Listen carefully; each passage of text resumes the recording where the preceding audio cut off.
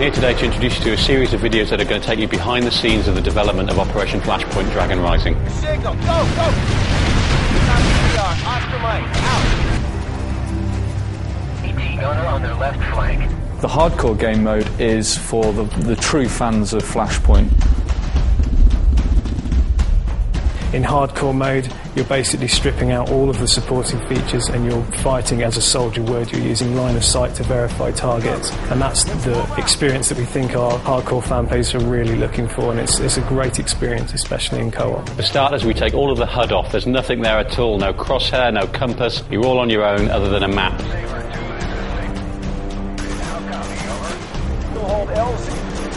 Okay, so a lot of people are wondering, why have we taken everything up on hardcore? Why don't you even have a compass? But after reading some of the feedback we got from the forums and some of the feedback from some of the people playing the game at E3, we made a conscious decision to strip everything out. It is hardcore, it's turning it right up to 11.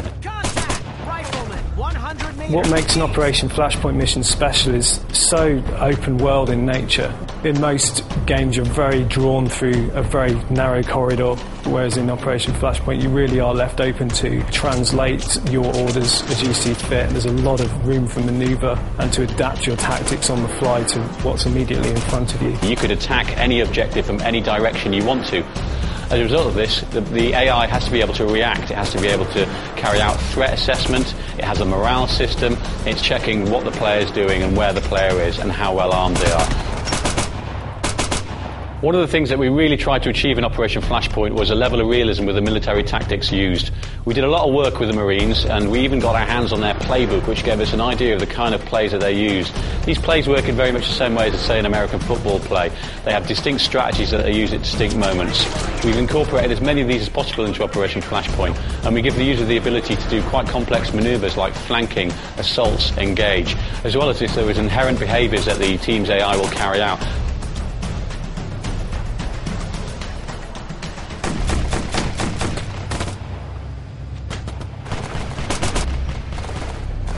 In a typical mission, you're going to be using the same tactics that the US Marine Corps use in real life. You've got a fair, fine degree of control afforded by the command radial. As the fire team leader, you're really calling the shots.